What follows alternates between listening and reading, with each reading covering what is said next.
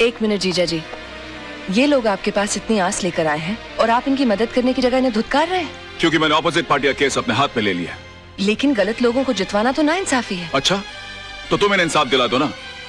मैं भी देखता हूँ आज की तारीख में सच्चाई के लिए सच्चाई के बलबूते पर कौन लड़ता है। जीजा जी, ऐसे एक आदमी को मैं जानती हूँ जो आज की तारीख में सच्चाई के बलबूते पर न सिर्फ लड़ सकता है, जीत भी सकता है। Wish you all the best. आप बेफिक्र रहिए, आपका घर घर है, कोई चिड़िया का घोंसला नहीं जो अपने घर की सफाई में कोई निकाल कर फेंक दे। आप देखिए, मैं इनकी ईंट से ईंट बजा दूंगा। वैसे मेरे सामने केस लड़ कौन रहा है? मेरे जीजा जी। आप अपनी कंपनी को मुझसे क्यों हरवा देना चाहती हैं? तो क्या हुआ, महाभारत में भी तो पांडव अपने भाइयों से लड़े थे। You are right. और वैसे भी महापुरुषों का यही कहना है कि सच्चाई के लिए कोई भी चीज छोड़ी जा सकती है, मगर किसी भी चीज के लिए सच्चाई को छोड़ा नहीं जा सकता। I will win this case.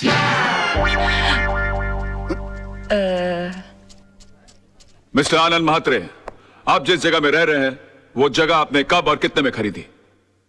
1977 में 25,000 रुपए पगड़ी पे। मतलब आपने खरीदी नहीं थी, उस जगह पे आप किराए पे रह रहे हैं। मिस्टर वचानी कौन है? वो तो बिल्डर हैं, मेरा मतलब मकान मालिक। और उन्होंने जगह खाली करने की आपको कितने पैसे की ऑफर दी? 2.5 लाख रुपए। मतलब 10 गुना ज्यादा जितने आपने पैसे दिए थे उसे। अब महंगाई भी तो बढ़ गई है सर। आखिर आप चाहते क्या म्हात्रे साहब? घर के बदले घर। अच्छा ये बताइए, आज आप कोर्ट कैसे पहुंचे? टैक्सी में। कोर्ट पहुंचने के बाद आपने टैक्सी का क्या किया? किराया दिया और छोड़ दिया। क्यों छोड़ दिया? उस पर कब्जा क्यों नहीं किया? उसके मालिक क्यों नहीं बन गए? उसे घर क्यों नहीं ले गए? किराए के टैक्सी का मालिक कैसे बन सकता? एग्जैक्टली। योर ऑनर, इस पॉइंट को नोट किया जाए। इन्होंने खुद कहा है कि किराए की चीज का मालिक नहीं बना जा सकता। फिर ये किराए के मकान के बदले में मकान कैसे मांग सकते हैं? मेरे क्लाइंट ने 2.5 लाख रुपए का ऑफर दिया है। ये तो इनकी दरिया दिली है। मैं तो यही चाहूंगा कि मेरे क्लाइंट को इंसाफ मिले। That is all your honour. Defence को कुछ कहना है?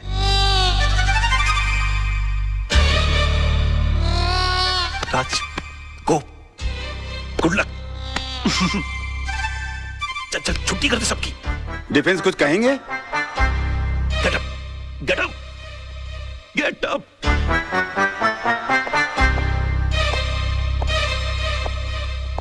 Sir,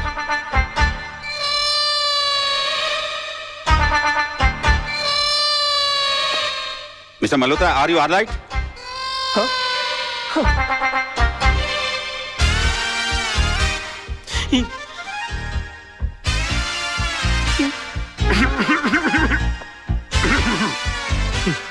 sir,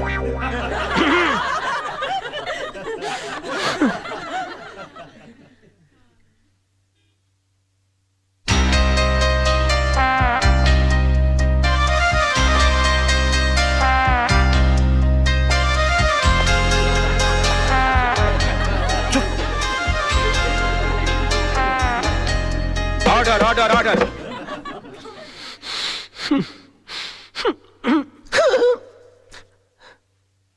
mister Malhotra, I think कि आपकी तबीयत ठीक नहीं है, आप कुछ दवा लीजिए। Yes sir.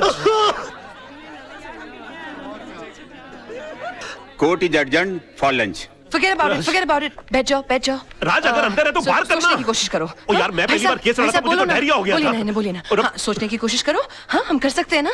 हाँ, नहीं। राज, तेरे को हो क्या गया? तेरे को यार मेरे को हेडेक कर दिया तूने। क्या हो गया इसको? I can do it। हाँ तो मिस्टर वाछानी, अगर आपको मुंबई से दिल्ली जाना हो तो आप कैसे जाएंगे? प्लेन से। मान लीजिए आप प्लेन से जा रहे हैं, रास्ते में इमरजेंसी लैंडिंग हो जाती है, आपको जयपुर उतरकर यह कहा जाता है कि आप डबल पैसे ले लीजिए, मगर आप किसी ट्रेन, टैक्सी या बस का बंदोबस्त कर लीजिए, तो आप जाएंगे? नहीं। क्यों? मैंने प्लेन का टिकट खरीदा है, मैं एसटी से क्यों जाऊं? एयरलाइंस को मेरे लिए दूसरे प्लेन की व्यवस्था कर देनी चाहिए। नहीं, आपके लिए दूसरे प्लेन की व्यवस्था क्यों होनी चाहिए? क्योंकि एयरलाइंस वाले पैसेंजर को बीच सफर में कैसे छोड़ सकते हैं? माय लॉर्ड, अगर मुंबई से दिल्ली के बीच के सफर में किसी को मझधार में छोड़ा नहीं जा सकता, तो जिंदगी के सफर में किसी को बीच मझधार में कैसे छोड़ा जा सकता है? मिस्टर वाछानी, आपने तो सिर्फ इन्हें चूने और ईंट से बनाया हुआ मकान दिया था, मगर उसे घर बनाया इन्होंने अपनी भावनाओं से, अपने जज्बात से। उसके साथ जुड़े हुए हैं इनके बच्चों के पैदा होने की खुशियां, इनके बुजुर्गों के गुजरने का गम, इनकी बेटी की विदाई की यादें, इनके बेटे की शादी की शनाइयों की गूंज। और सर, दुनिया की कितनी भी दौलत इन खुशियों के सामने रख दी जाए तो इनका मोल नहीं चुका सकती। तो फिर किसी भी एक इंसान को पैसे कमाने की लालच में किसी दूसरे इंसान का घर छीनने का हक कैसे दिया जा सकता है? और मैं यकीन के साथ कह सकता हूं कि आप खुद भी ऐसा नहीं होने देंगे। And that's all your honour. Raj बड़ा मास्टर आदमी है क्या कर यार। रहा है? कोर्ट है यार, गले लग जा।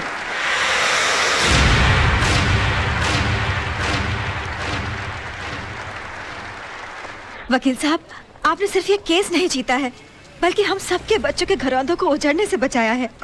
देखिए, हम इसकी फीस तो नहीं दे सकते, लेकिन ये थोड़े से पैसे हैं, हम सबकी दुआएं समझ के रख लीजिए। देखिए, दुआएं पैसों से नहीं तोली जाती, मगर फिर भी इस केस की जीत की यादगार के बतौर में ये 500 रुपए का नोट रख लेता हूं।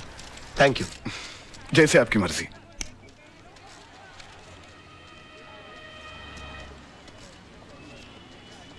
मेरी पहली कमाई। सत्यमेव जयते, पर आप ये मुझे क्यों दे रहे हैं? इसलिए कि जीत मेरी नहीं, तुम्हारे विश्वास की है। तुमने इस लड़ाई के लिए मुझे चुना। आगे जब भी मैं सच की लड़ाई लड़ूंगा तो तुम्हें याद करूंगा, और तुम इसी तरह से मुझे हिम्मत देती रहना। राज राज, ये रजत है, फ्रीलांस रिपोर्टर। अपने प्रोग्राम में अच्छे अच्छे कोर्ट के फैसलों की धज्जियां उड़ा के रख देता है। और रजत, ये है राज, मेरा दोस्त, होशियारपुर का सबसे होशियार वकील। मैं चाहता हूं कि आप इन्हें कांग्रेचुलेट करो और इनका इंटरव्यू लो, क्योंकि आज इन्होंने बहुत बड़े वकील के खिलाफ मुकदमा जीता है। अपना बच्चा है यार। जी नहीं, ये मेरा दोस्त है। आज बहुत दिनों बाद ऐसा हुआ है कि किसी कोर्ट के फैसले के बाद मैं उसके खिलाफ कुछ नहीं कह सका। Thank you sir, thank you. Congratulations. Congratulation. अपनी जीत के बारे में कुछ कहना चाहेंगे आप? दरअसल ये केस मैंने कानूनी दांव पेच या किताबों में लिखी दफाओं से नहीं लड़ा। ये केस मैंने दिल से लड़ा है, और मैं ये मानता हूं कि जो भी चीज जिंदगी में दिल से की जाती है वो अक्सर कामयाब होती है। बेटा, एक हफ्ते के लिए दिल्ली क्या गया? मेरा ऑफिस केस हार गया, वो भी कल के एक छोकरे से। Daddy, you should have been there. उसने जो आर्ग्यूमेंट दी, आई मीन जज के सामने जो स्पीच दी, अपने जीजा जी भी कुछ नहीं कर सके। Really? डैडी, वो आपका सच्चा शागिर्द है। एकलव्य की तरह आपकी तस्वीर की साधना करता है। He really loves you. उसे कल ऑफिस भेज देना। मैं इस एकलव्य से मिलना चाहता हूँ जिसने मेरे अर्जुन को हरा दिया। Yes, You okay, need him, oh, you come need him. on. My God, you're the best papa in the world. Thank you, अरे Daddy. रे, सर, मैं कम इन सर? या come in. Thank you very much sir.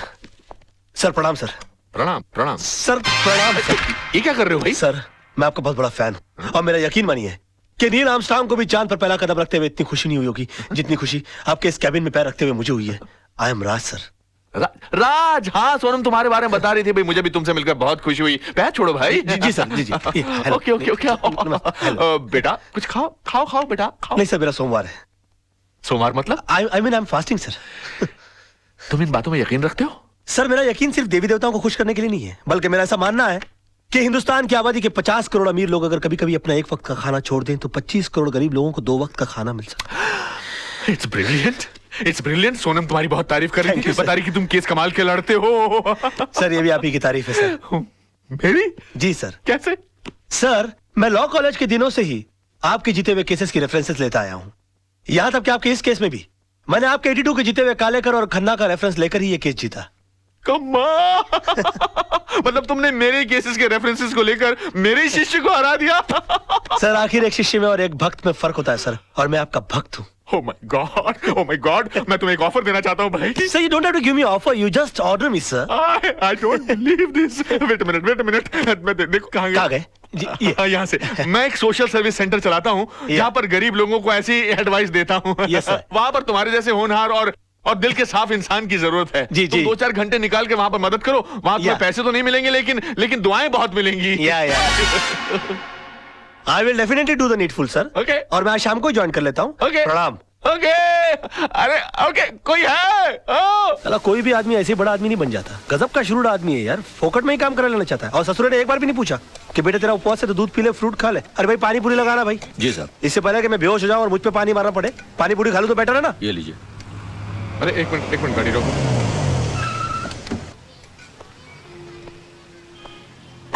अरे राज बेटा। अरे uncle, आइए, आप भी पानी पूरी खाइए। लेकिन तुम्हारा तो आज उपवास है ना? उपवास है नहीं अंकल, उपवास था, लेकिन मुझे मजबूरन तोड़ना पड़ा। तोड़ना पड़ा? हाँ, इस बेचारे गरीब की बीवी बीमार है। और मैंने जब इसे कहा कि तुम मुझसे मदद ले लो तो इसने नाक कर दी। बड़ा खुददार आदमी है। कहता कि मेरी बीवी मर जाएगी लेकिन मैं भीख नहीं लूंगा। मैंने इसे कहा कि अगर तुम खुददार हो तो मैं भी खुददार हूं। आज मैं तुम्हारी सारी पारी पुड़िया खा जाऊंगा लेकिन तुम्हारी बीवी के इलाज के खर्चे का सारा पैसा मैं भर के दूंगा तुमको। तुम अकेले नहीं हो दोस्त, मैं भी तुम्हारे साथ हूँ। मुझे भी लगाना भैया एक प्लेट। अरे और सुनो, सब ठीक हो जाएगा, घबराना मत। 25-30 लगाना प्लेट है। 25-30? ऐसा ना हो कि इसकी बीवी ठीक हो जाए और हम बीमार पड़ जाए। ऐसा नहीं होगा सर। जिनकी नीयत साफ उनका पेट साफ। चीयर्स। अच्छा। हाँ चीयर्स।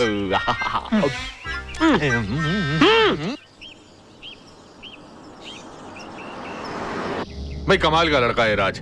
यकीन ही नहीं होता कि आजकल के जमाने में ऐसा आदर्शवादी लड़का भी हो सकता है। बहुत ही ईमानदार और नेक लड़का है। मैं सोच रहा हूँ कि किसी दिन इसको खाने पे बुलाया जाए। हाँ, that's great. Let's do that. Okay. अरे हॉर्न मारो ना भाई, ये कौन चल रहा है रास्ते के बीच में? Dad, I think that's Raj. हाँ राज। What a pleasant surprise. Hi, how are you? Hi. How are you? यहाँ कैसे भाई? आप यहाँ क्या कर रहे हैं? बस सर मैं अपने क्लाइंट के पास आया हुआ था। अच्छा, हमारे मोहल्ले में भी क्लाइंट ढूंढ लिया। कौन से घर पे आए थे भाई? जी वो अपना सामने ग्रीन वाला है ना। अच्छा, आपने चतुर्वेदी साहब का घर That's भाई? right. हाँ। That's नहीं वो ग्रीन के बस पीछे ही जो है ना वो लाल वाला। अच्छा वो तो किसी खुराना साहब का घर है, मगर वो तो एनआरआई है, यहाँ कभी कभी आते हैं। तभी तो मैं वहाँ जा रहा हूँ। हाँ मतलब? उन्होंने अपने केसेस हैंडल करने के लिए मुझे सुकून वाली जगह दे रखी है कि मैं इत्मीनान से उनके केसेस हैंडल करता रहूं। Unbelievable. उसके तो बिल्कुल बाजू वाला बंगला हमारा है। Oh wow. अब आप अरे वाह। हमेशा हमारे नजरों के सामने रहेंगे। How's that? यकीन मानिए मैं भी यही चाह रहा था। वैसे भी कल इनसे मिलने के बाद मैं भगवान से दुआ कर रहा था कि पता नहीं भगवान इस महापुरुष के दर्शन दोबारा कब कराएंगे। महापुरुष मैं हूँ। और उन्होंने सुन ली मेरी। आज मुलाकात हो गई। आजकल भगवान बहुत सुन रहा है मेरी। जो मांगता हूँ पट से मिल जाता है। कहिए आपके लिए कुछ मांगू? बेटे भगवान का दिया सब कुछ है, बस इसके लिए एक अच्छा सा दूल्हा मांगो। Oh, come on. सर समझिए इनको दूल्हा मिल गया। रियली? या तो मैं तुम्हें खुराना साहब के घर तक छोड़ दूं। खुराना? अरे खुराना जिसके घर पर तुम जा रहे हो। खुराना जी सर मैं चला जाऊंगा। मैं पद यात्रा करते करते कुछ सोचते सोचते चला जाऊंगा। You please carry on sir. Sir आज शाम की चाय हो जाए। Of course of course. Thank you sir. Thank you sir. Bye bye. Bye bye. See you tonight. Okay let's go let's go. Bye. Bye bye. Bye. Come on hurry up. Bye. Bye bye. Take care. Thank you. Goodbye good bye.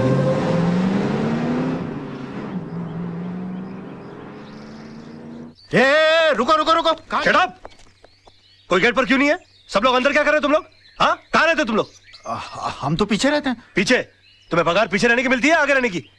Khurana साहब को बोल के छुट्टी करवा दूंगा सबकी। सुबह से फोन कर रहे हैं, कोई फोन क्यों नहीं उठा रहा आप लोग? अब खड़े खड़े मेरा मुंह क्या देख रहे हो? बंगला खोलो, मैं उनका वकील हूँ। और सुनो, कोई नौकर है कि नहीं अंदर? हाँ है। उसे कहो कि मेरे नहाने वाने का बंदोबस्त करे और मेरे खाने का बंदोबस्त करे। तेरे पास पैसे है कि नहीं? हाँ खुराना साहब दे गए थे। बताया उन्होंने मुझे। ये पकड़ो बैग। जी। चलो सब वहां खड़ा रहे करो गेट पर। तुम चलो। जी। वाह क्या बंगला है।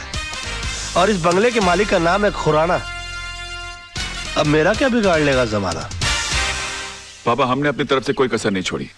फिर भी अगर केस का फैसला हमारे हक में नहीं होता तो हम क्या कर सकते हैं?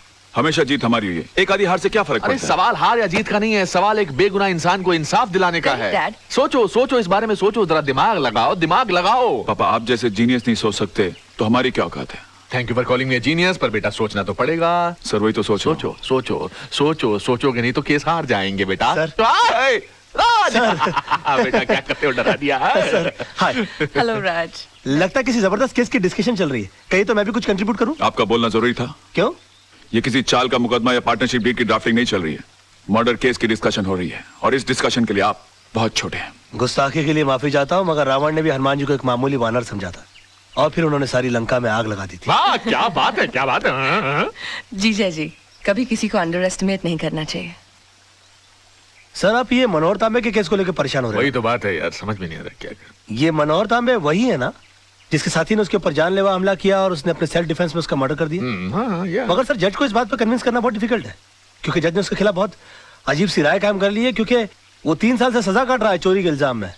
और उसके जितने केस के जितने आई विटनेस है वो सारे के सारे गुनहगार हैं। और पॉइंट ये है कि अदालत किसी गुनहगार की बात का विश्वास क्यों करेगी? तुम्हें तो इस केस की सारी हिस्ट्री मालूम है। खुद सारी खबरें रखते हो। हाँ?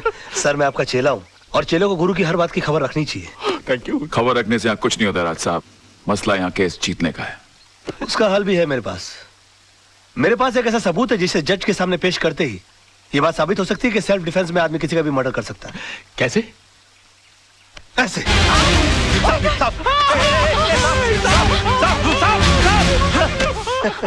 ये क्या बदतमीजी है राज?